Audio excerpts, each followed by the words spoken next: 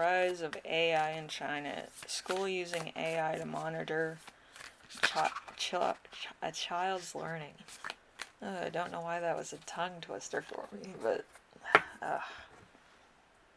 the AI system. In the 90s, we had a lot of movies about AI taking over and what that would look like for the human race, like Terminator and all that. We have judgment. We have evaluation and the right choice. Probably the right choice for them so that children can learn better, I guess. They can learn what they want to learn. We have a Two of Feathers. Two of Feathers is decisions and repressed feelings. So I feel like it's good as a learning tool, but it can also, like the card says, repress emotions to where they're more like machines than the machines are. Okay, we have the Ace of Junk and we have the Two of Junk, which is Ace of Pentacles and the Two of Pentacles. So there's new money and security here. And then there's making ends meet and flexibility. So the AI is more flexible than teachers are sometimes. Okay. So we have the Eight of Swords. The Eight of Swords is restriction. Okay. And then there's the Fool. The Fool is trust, refusal to commit. Okay. And then we have the Six of Junk, which is generosity, giving and receiving. So, Page of Junk. So there's a realistic expectation here. So they think that the children will learn what they need to learn or what they want to learn, and then they'll be more able to obtain information better and all this. But it also, like, with emotions of children, they have to kind of have a buffer for that too. But I think wiping it out completely could be a problem because they should be having healthy emotions at like a young age. And I feel like if they feel like it's just work, and they work under a machine, it might backfire a little bit on the expectation of learning and succeeding. It could actually be a detriment to some degree for some people. So there's a double-edged sword here, I think, where it could be a good thing, but it could also be a bad thing in a child development setting for emotional and supportive means. Okay, we have an evil person who cannot perceive ways other than his or her own. Vengeance and malice. Let's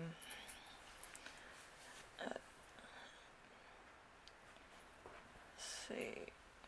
We have beating a dead horse, perversity, cruelty, and habitual person. We have a false front, undeveloped ego, need to impress, evil, suspected, vicious, and unreliability. We have exposed dishonesty, regards to the risk, overcoming regression and violence with being ingenuous, deploying scrutiny amongst to take back what's rightly theirs. The truth is freedom. Let's see. Overcoming fears. And then there is, you must cast aside the fear and achieve what is purely positive thinking, to trust who you are as a person.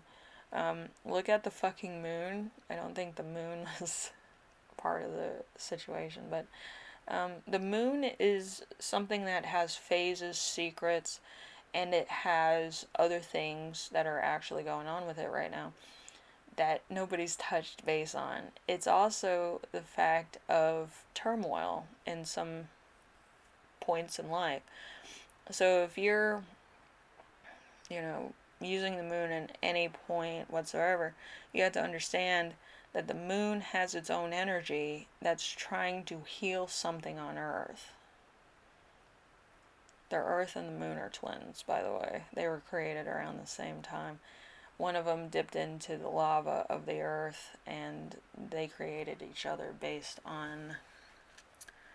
uh, based on how they were made.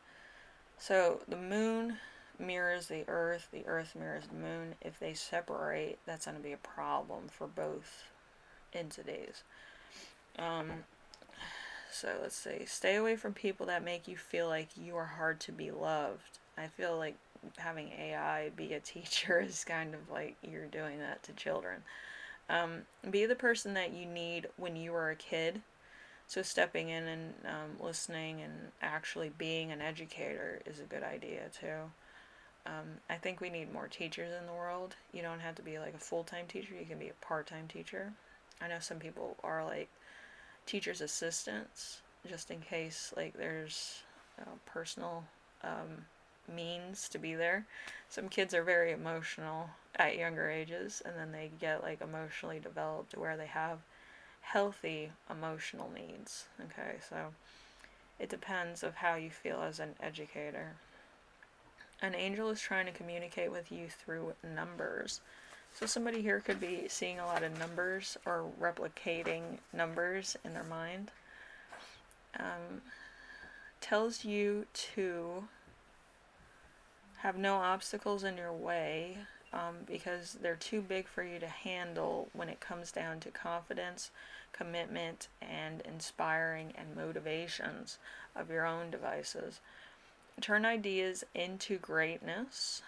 We have explore the world. We have focus on the important things in life, such as family, friends, and the future. We have work hard, work inspired. We also have happiness, joy, feasting, striving for a goal.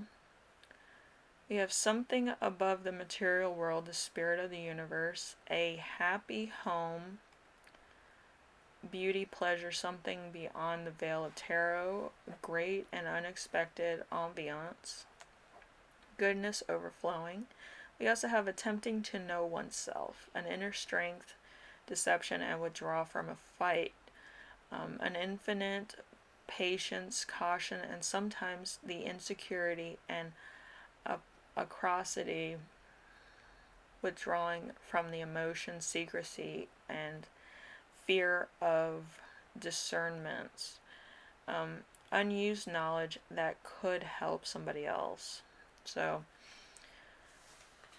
with all this and AI, the reason why I don't agree with AI as like a learning tool for children or monitoring children's brains and stuff with AI is that AI can basically look up and give you instances of anything that you have questions about.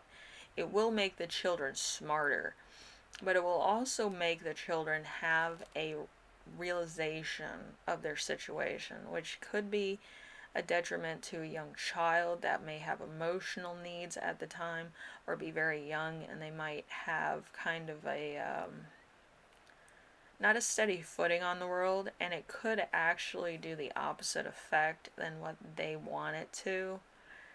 And that's kind of why I'm kind of on the fence about having AI as a learning tool or a educator tool for children, because children have a lot of very odd questions at that age where it's like a hypothetical. It's not like you want the answer to it.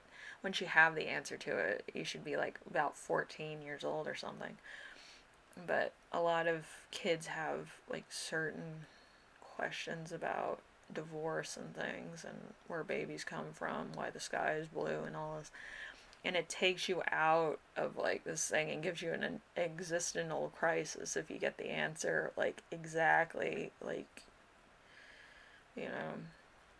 the actual explanation might be a little bit more shocking than you really needed as a kid. When we were kids, it was kind of like there was phases to the same question. Like they gave you the candy coated version because you're 5. They gave you the other candy coated version because you're like 12 at the time. You shouldn't know too much.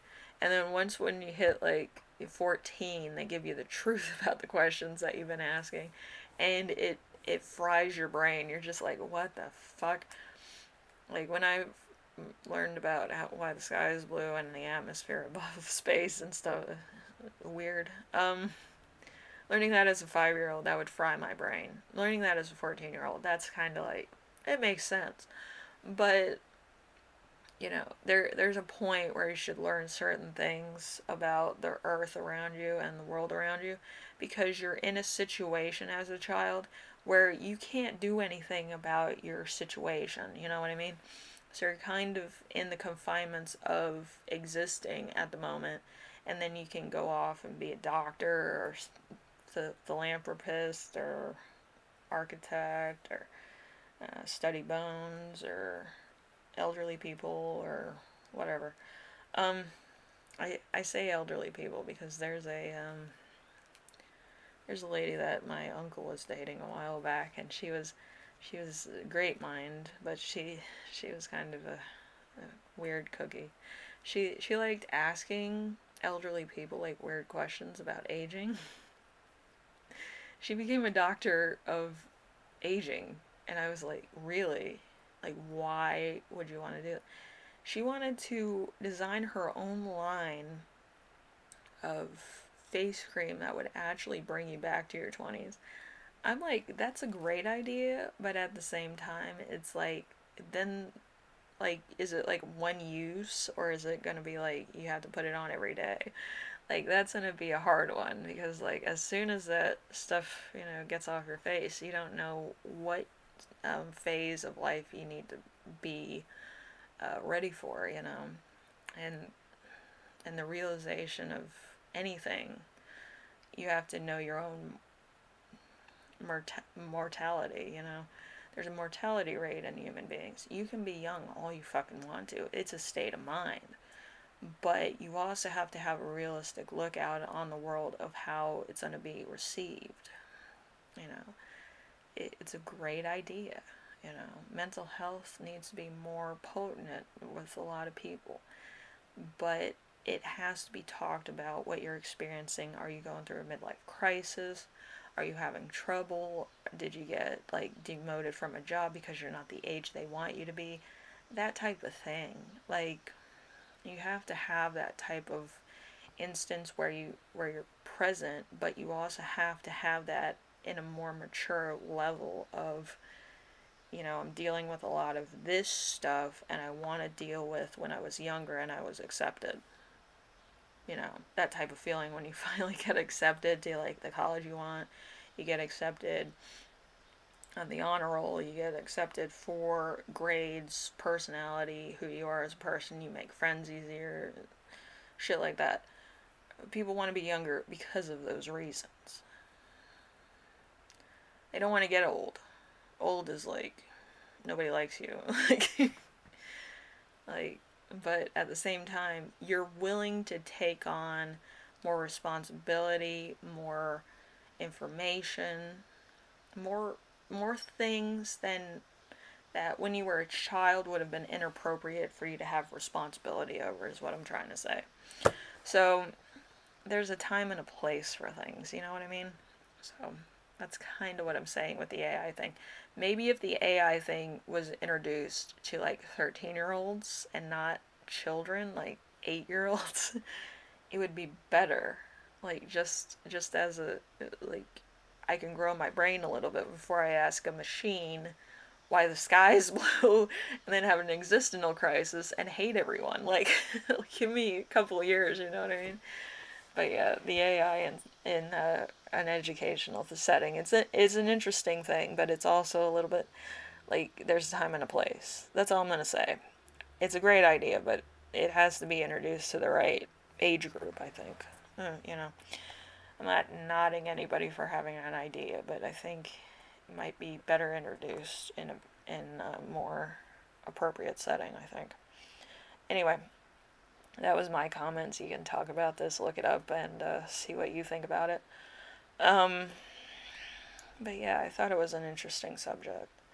I always get interested in the weird, unexpected things. Like, I just love, like, different things to do tarot card readings on. I don't like doing like the same old crap.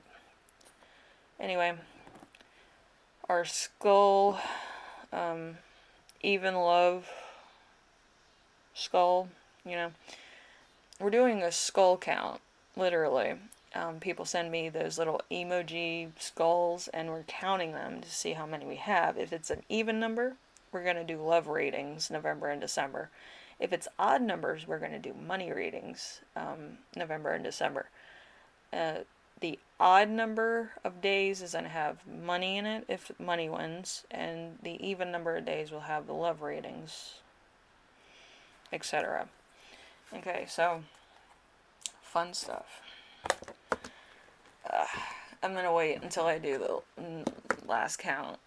Probably do it at the end of this month. There's a lot of people leaving me those little things. I find that hysterically funny.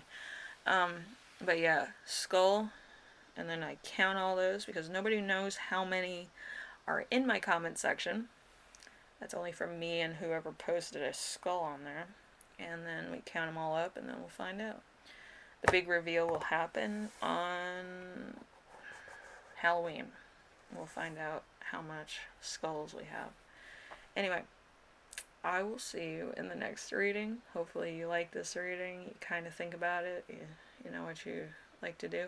If you want to be part of the money versus love readings, leave a skull. We'll count them up. We'll see who wins. It's going to be fair because nobody knows how many I counted. And it'll be a lot of fun. Okay, no matter who wins, because these are all entertainment readings. That's why I'm doing places, things, stuff that's kind of a curious for me and would help people think about things. I don't want people not having education or knowledge or stuff that about things that are happening in the world. I feel like everybody needs a little bit of kind of a direction to find things and look at things. Okay?